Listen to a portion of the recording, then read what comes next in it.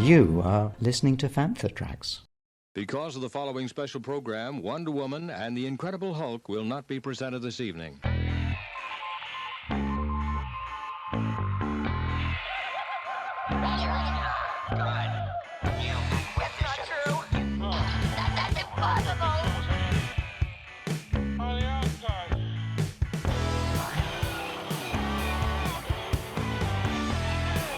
It's time to get all your Star Wars news in a single file. This is Making Tracks. Here are your hosts, Mark Newbold and Mark Mulcaster. That's not true. That's impossible. You're listening to Making Tracks and a very special episode celebrating the 40th anniversary of The Empire Strikes Back. I'm your host Mark Newbold, and today we're going to take a dip into the archive. We're going to look at some interviews that have been conducted in years past with cast and crew from Empire. We'll also be catching up with Steve Sansweet and Anne Neumann from Rancho Obi-Wan as we discuss the virtual museum. But we're not going to hang around, let's get straight into it. This first interview is one that I conducted with Empire Strikes Back director Irvin Kershner. And in this first part of the chat, we discuss filming on the carbon freezing chamber set from the Bespin scenes of Empire Strikes Back.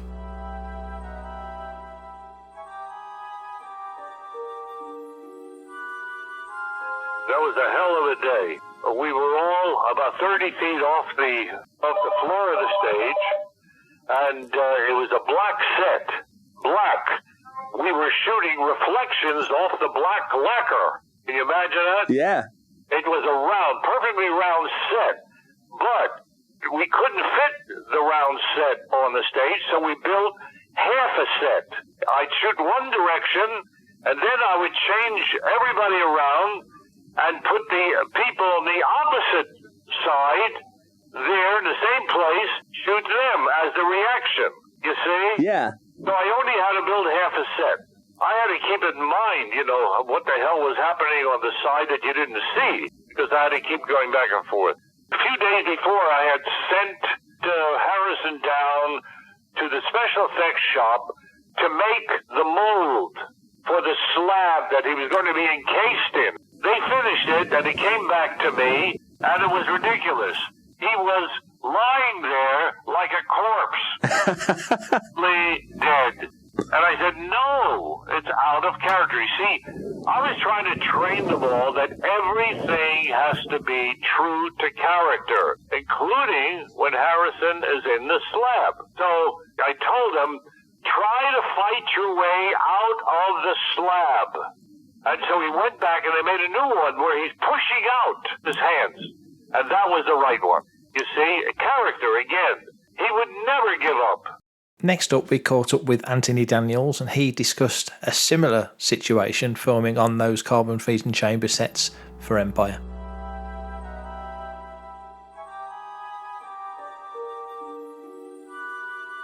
Yeah, it was a disgusting set because it was so steamy that there was a very big smell of rust in the air, wet rust, and it was actually not very pleasant. But I was on Chewbacca's back. So, yes, there were shots there, I think. I didn't like that set. It was ugly orange, smelly. Was it as difficult to film on that set? It seemed to be a really hot set, a difficult day. Because, it is steam. Steam is at a certain temperature. Dark, claustrophobic, orange, ugly. Now, not only was it a bonus for us, for everyone, when Billy Dee Williams came into the Star Wars galaxy, but he was playing a character that at the time was perhaps misunderstood. Here, Billy Dee, back in 2007 at Celebration Europe, talks to me about how he had to navigate the waters of making kids understand that Lando maybe wasn't such a bad guy.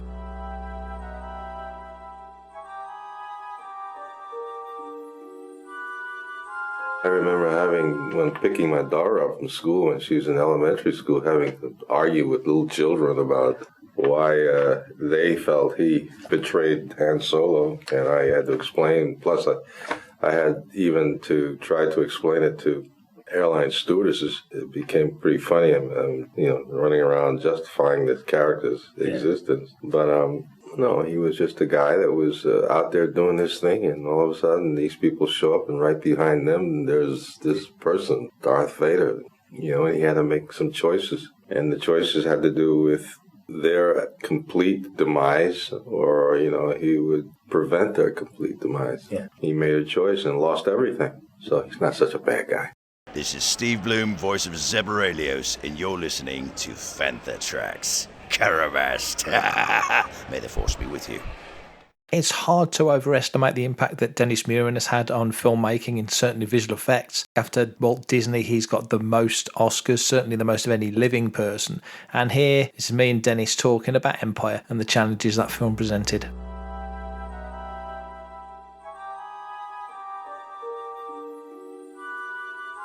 Well, probably two or three, and one of them would certainly be Empire Strikes Back, like the hardest film that I ever worked on, and one of the most rewarding. I mean, I just was real excited about it. I thought the work came out really good, and I liked the movie a lot. And that's because we had just moved up from Los Angeles to San Francisco, and we had to crew up all the people locally up here, an awful lot of them locally, because we didn't have very many that came up from L.A. for show. And it was just very difficult. If you look at Empire compared to the original Star Wars, it's like far more complicated, and it was just much more of a challenge than the first Star Wars was. Jeremy Bulloch came onto the Star Wars train back in 1980 with The Empire Strikes Back, playing the role of Boba Fett, but also very much in our thoughts today is Carrie Fisher, and here from 2016 is Jeremy giving us his thoughts on Carrie after she had passed.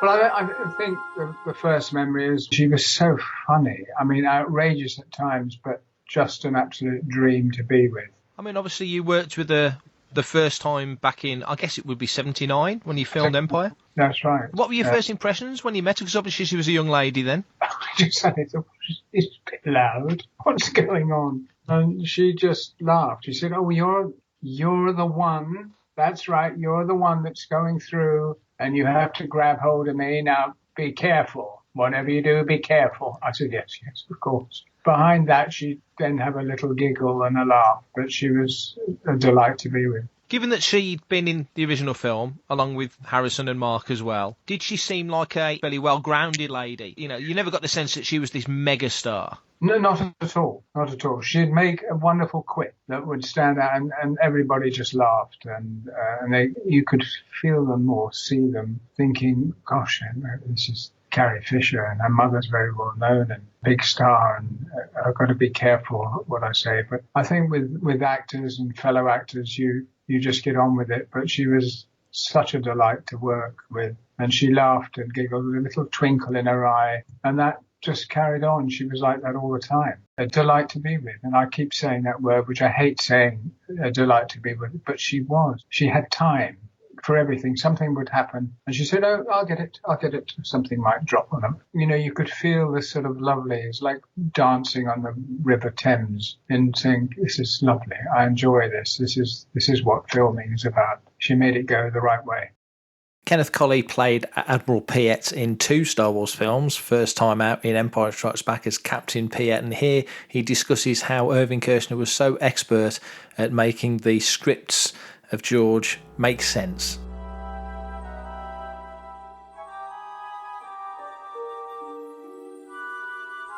Irvin Kershner was great at foreshortening because, a lot of George's dialogue was almost unspeakable, and there was far too much of it. He is a stills photographer of international note anyway. He has exhibitions around the world. That's why it looks so good. Because of the success of the first one, they had the budget, you see, to put their vision on the screen, where mostly you're fighting to do that against budgets and producers and line producers. Well, there was no need on that. Nobody thought Star Wars would do anything.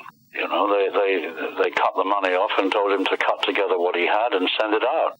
So it was, yes, that's where all the invention came in, because they could afford it. They didn't overindulge in what they left on the screen either, which was great. Hi, this is Gareth Edwards, director of the best standalone Star Wars film since Caravan of Courage, called Rogue One. You're listening to Fantha Tracks. Enjoy. Another member of the Star Wars family that's since left us is Peter Mayhew, and here, speaking with him back in 2006, he briefly describes the reason why Empire Strikes Back was his favourite Star Wars film.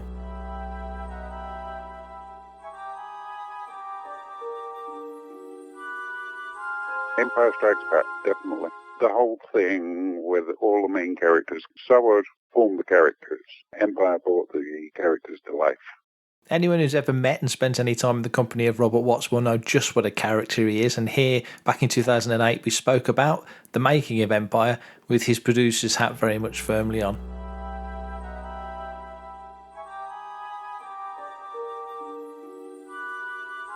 The most important thing when we approached Empire was make it clear that we hadn't got more money than sense because of the other film. It was really important that we approached it totally professionally, because when we made Star Wars, I mean, bloody hell, our company was called Star Wars Productions Limited, the British company that fought for it. We used to answer the phone, go Star Wars, and they go, Star what? Star Wars, Star Wars, no, Star Wars. So between that and Empire, there was a big shift. So it was essential that we didn't give the impression that, as I say, we had more money than sense. Because that's not the case. Empire did go over schedule and over budget a bit, but conversely, probably of the three, cinematically, it's probably the best. Kersh is a very good director, no question. And I think, cinematically, he probably delivered up the best of the three. But where do you place those kind of things? We obviously had to, we do what we always do. Budget the film for what it's going to cost. And we did. It did go a bit over. That's because we went over a bit of schedule and stuff. Wasn't there a fire on set? One of the stages burnt down. That was Stanley Kubrick. The Shining. On The Shining. Yeah. He burnt one of the stages down. And I was already going after Yad Hall and his producer, saying, come on, Yad, I need the stages. And Stanley, oh, man. Yeah. Talk about over schedule. Then he burnt one of the stages burned down. But we made it. Back with Dennis Muren once again as he talks about those final special effects that were added to the end of The Empire Strikes Back.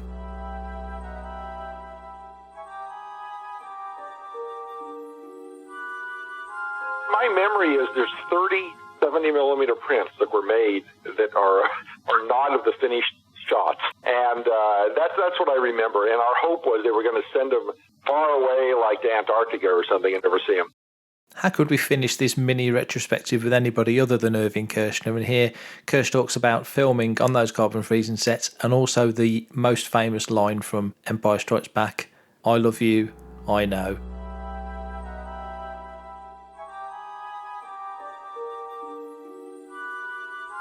That's the day that I got stuck on a line. When the Queen said, the Princess says to Harrison, "I love you," and the line written in the script was, "I love you too." Well, we shot that. It was very hot that day. We had steam shooting in our faces. The dwarfs were falling apart. Many of them were fainting from the heat. And I said, no, it's not right. And everybody wanted to go to lunch. It was the last shot. And I said, no, I tell you, yeah, we got that on film. Let's try to get a better line. Well, what do you want? Well, I don't know. Try this. So I kept giving Harrison lines, and we kept shooting it. Finally, David, the first AD, David Tomlin, wonderful man, came over to me and said, "Do you have it?" So what happened? He says, "I know." And at that point, I said, "Cut. Okay, lunch, everyone." And David Tomlin runs over to me and says, "No, keep shooting until you get the right line you want." David, we just got it. What do you mean? I know? Is that what we worked for? I know? I said, yeah, that's it. He was very upset. Well, when I showed the first cut to George, we came to that spot, and George said, wait a minute. Was that the line in the script? I said, no. He says, "I love you too." I said, but you know what? This guy wouldn't give the woman the advantage. No. I love you, and he's, "I love you too." She's got the advantage. Yeah. You see? So I said, that's not his character. Well, no, the audience are going to laugh, he said. I said, great. Then we'll rebuild the tension. That was the only problem we had on the whole film. Really?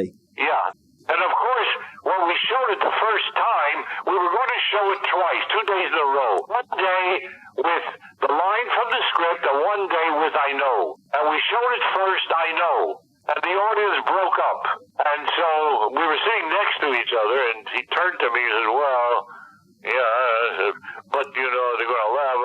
"Yeah, okay. He said, "We'll use it." It's a little scary to shoot a line I know and think you're going to get away with it, but I knew I had the other line in a can. Yeah, it's about character. Things should be about character. And that was what I was thinking as I was shooting.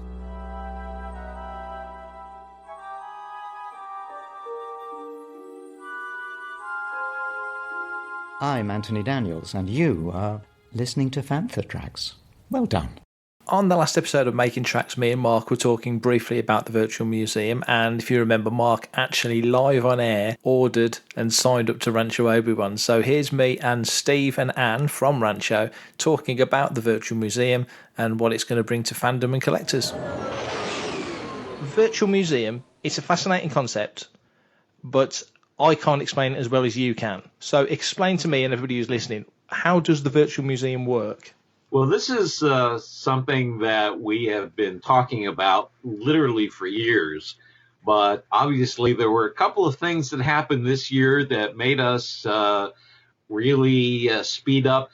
Because of the coronavirus, we've had to close down our weekly tours, and we've had to cancel a couple of our deep dives where we go into particular areas of the collection in a deeper way and concentrate on certain things. And then we've had to cancel our big fundraising gala, our annual gala. So we were looking for ways to connect with our community of fans and expand our community of fans online. And we've come up with this virtual museum, which is divided into a number of sections, which Anne is going to talk about. And this is a way for us to continue with our goal of inspiring through the Force with Star Wars collectibles and education. And there are some people who are, for some reason or other, interested in my background and how I got into collecting, and even things that I used to do at the Wall Street Journal, investigative journalism, and my life at Lucasfilm with fandom and going to conventions and all that kind of stuff. So we've thrown all of that together into our virtual museum, and it's a monthly subscription at various levels, sort of like if you're familiar with Patreon. We're doing it ourselves for a number of reasons. You know, so far we've been really doing a soft launch and building slowly, and now we're hoping to get the word out into the broader community. Excellent. So, Anne, how does this work? If I'm a complete newbie and I want to learn something about Rancho, I'm a lousy example because I've been there, so I know what you're all about. But if I was a complete newbie and I didn't know anything at all, how would I work my way through this virtual museum? Well, first you would go to ranchoobiwan.org, and on the front page is a subscribe button. You can subscribe there. You can view snippets of the virtual museum already without even signing up. So you just click virtual museum in our menu on our website, and you'll be able to see some snippets there. There are 5 subscription levels starting at $5 a month. And with each subscription level, you get a different kind of content. For the $5 a month level, you get what we call Inspired by the Force. And in Inspired by the Force, you get to see individual items from the collection that we'll feature and tell stories about. And then working up from there, there's a couple of other different content categories that we've been working really hard on: videos and stories and photo galleries. The second one being Scouting the Galaxy. And Steve, I mean, does that sound familiar to you? I mean, sounds familiar to me. Those many months of deadlines years ago, and trying to read the handwritten letters from 8-year-olds, and but this was a regular column in Star Wars Insider going back well more than a decade ago. and maybe almost 2 decades ago that it started, and answering collectibles questions as things sort of transform from just snail mail to email. The column changed, and then I still get a lot of these handwritten letters from kids who would say, I just bought a blah, blah, blah for $6. How much is it worth? It's always one of my favorite letters. So I had to, get out the old, the trusty answer, it's worth what you paid for it. Whatever you thought it was worth, that's what it was worth. But, we've even stumbled across a couple of years ago a box of old letters. Hundreds of letters that I had saved from scouting the galaxy. We may go into that pile again and see if there are any oldies but goodies. Yeah, we'll have to find that box. But otherwise, every month, if you're at a night level subscriber, you get Scouting the Galaxy, and you have the ability to ask your own questions. And we're going to film Steve or me or any of our docents give you an answer. So you can submit your questions. Yeah. And then also at the night level, we're going to be doing a category called the Rancho Obi-Wan Experience, which is a depiction of what it's like to come to Rancho Obi-Wan. So what you would do if you came on tour, if you came to a deep dive. You saw the chickens. Yeah. Yes. Chicken, dogs, everything you would see if you came physically here, we're going to share with you in that column. So we don't get a handful of seed to feed the chickens with. It's like virtual seed. It's virtual seed. Yes. We'll have to throw some seed at them. Yeah, and we're getting new chicks this week, so we'll have to post some videos of the new chicks in the Rancho Obi-Wan Experience, because this one's a chicken farm, so we talk about chickens a lot. I'm Corey D, and I get my Star Wars news from Panther Tracks. At the next level, which is a master subscriber, you're going to get a column called Happenings, which is events. What kind of events, Steve? Well, conventions and galas and all kinds of other things. Yeah, we'll talk about past events, because we have over 60,000 photographs in our catalog that we're wanting to share with people. And a lot of that is from past events. I found photos of Steve at a convention in Poland, which he claims he doesn't remember. Barely remembered. So we're going to be going through those and sharing those with folks. And eventually, when we can have new events happening, we'll be sharing events currently happening. Yeah. Yeah, this is not just something that's going to exist during the duration of the virus. This is our new long-term way of getting more people the ability to visit Rancho Obi-Wan on a virtual way. There are a lot of people who say, I wish I could visit, but I live in Dubai. Dubai. Oh, we've had visitors from Dubai. Yes, we have, but we've had visitors from all over the world, but this is a way to increase that, from especially over the rest of this year when people are not going to be doing a whole lot of traveling. Yeah, no, exactly. I mean, we've always wanted to be able to share everything we have here and everything that we do and everything that we stand for with people around the world. And this is finally a way to do it. So. It just, with everything that's happening now, it almost feels, not that any of this is good, but it does feel like an opportunity to take the time to do something like this. If it's been long gestating, at least you can get it out there and do it now. Right. Yeah, exactly. So moving on, if you're at a council level subscription, you're going to get a column called Behind the Scenes. And this column it's more than a column. It's like a video, photos. Yeah. I kind of think of them as like magazine columns, like the old-fashioned magazine columns. But yeah, we're doing a ton of videos, lots of photos, as I said.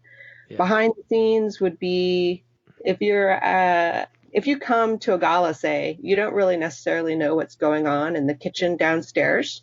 We have lots of pictures of people making butter pats in the shape of R2-D2. So, stuff like that, behind the scenes. Like if we go digging in a loft that we haven't been in forever, or if we're sorting stuff. And in fact, yesterday I cleaned off Steve's desk. So that's kind of a behind-the-scenes thing that people don't normally see. So you didn't find food from the last gala, did you? I did not. Okay. Did not, but I did find some very interesting things, which I think we might share in the Inspired by the Force category. Brilliant. Coming up. I'm going to film Steve talking about some of these things because it's quite interesting. A little snapshot of what is on Steve's desk at any one moment is very fascinating. It is. I know. I've seen the desk. Yeah, I didn't recognize it. I came up here and saw wood on the desk, and I said, wow, I have a wood desk? Oh, my goodness. That's interesting. But that leads actually into the final subscription level, which is the insider subscription level. And that's, you get conversations with Steve. Steve, what do you talk about? Well, I've talked about growing up and being inspired by a neighbor, my love of science fiction and how that started.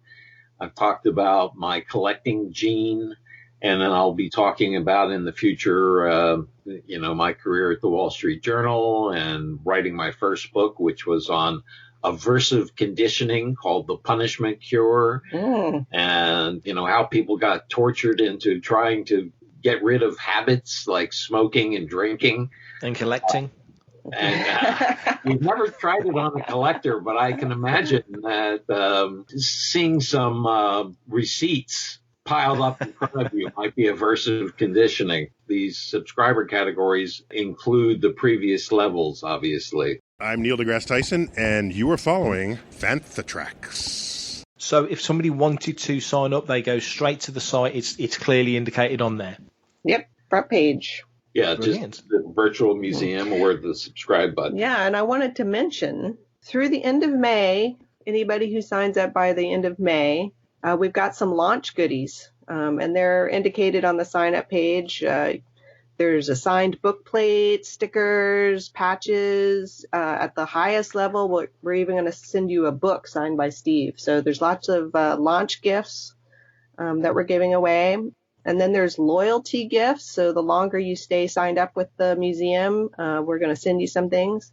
And eventually we're going to give you some access to our actual catalog database. And we're working on that as well. So lots of good things happening online with Rancho Obi-Wan. So if you're a collector, obviously we talk about you guys on the show all the time, and there's stuff on the site. So if you're a collector, it's not only a place to learn about collecting, it's not only a place to just inspire the whole thing of being a Star Wars fan and a collector. Anyway, in time, there's going to be actual practical applications that people can use to benefit their own collecting habits. Yeah, on our Facebook page, I talked a little bit about how to store some of your collectibles. Packaging, yeah. Oh, yeah, definitely going to share some of that. But also our application, you'll be able to store your own collection on there eventually. Working on it. This will develop and keep growing. In addition to carrying out our mandate of inspiring through the Force, it also helps us raise some money in these especially difficult times to further the preservation of the collection and just pay the bills while we're waiting to resume our normal tours and deep dives and galas and celebrations. I mean, who knows what's going to happen with that this year. Yeah. It's multi-purpose, and we hope to engage lots of fellow fans out there. On our last episode, Mark, my co-host, actually signed up and joined Rancho literally as we were recording. But one thing that he mentioned, which was really interesting, was that sometimes a negative aspect has been sometimes people get the misconception that the money that goes into Rancho is to pay for collectibles and such. That absolutely isn't the case. Can you just explain what that money goes towards paying for? So it's operational expenses, insurance, rent, utilities, security. It's all the operational expenses of a nonprofit business. This is a nonprofit business. None of the money goes to buying any collectibles. That's all on me. And that's been on me for 40 plus years. Yeah. So I own the collection, and Rancho Obi-Wan gets the use of it for zero money There's no cost. I own the building. Rancho Obi-Wan gets that building and just pays the utilities and the security and things of that nature. Fire prevention, protecting the collection is our priority. So anything needing to fix, we replaced the roof so the roof wouldn't leak on top of the collectibles, and we trimmed the trees so that there was less of a fire danger. A lot of it is insurance. Anything that's operational is what Rancho Obi-Wan pays for. We don't even pay for shipping of collectibles. If people ask to donate items, which they do, we won't pay for the shipping. It's all on the owner to do that. So we just want to make sure that everything that is donated and raised by us is actually just to protect the collection and run the museum. Yeah, there are items that are donated to us that then become the body of, they become owned by the nonprofit. Yeah. So things that I buy are mine that are on loan to the museum, and then the things that are donated, but like Sideshow donated a full-size Darth Malgus mannequin years ago, and so that is owned by the Rancho Obi-Wan organization. It's been a couple of years since I've been able to get there, and obviously the goal has not happened this year. It's going to happen next year, fingers crossed, if everything's back where it needs to be. What's changed in the last couple of years? What would I notice was new? We have this giant painting. The world's largest Star Wars painting. It's 15 feet long by 8 feet high. It's an oil painting, and it's called 20th Century Space Opera. And it's by Robert Xavier Burden, a wonderfully talented San Francisco artist who took 2,000 hours over 18 months to paint it. It has sort of subsumed our art gallery, or at least one side of our art gallery. It is this amazing, colorful painting of action figures from the original trilogy and some of the toys, and then some Easter eggs. There's Flash Gordon figures in there because George Lucas originally set out to do a Flash Gordon movie and got turned down. And so therefore he wrote his own script, and that's how Star Wars came about. So it's a wonderful painting, and it's on long-term loan to Rancho Obi-Wan. That's wonderful. And of course, when we get back to conventions, fingers crossed, I can't imagine Celebration happening this year. Don't want to jinx it, but I don't think it's going to happen. But when we all get up and running next time, will we be seeing Rancho at events like that?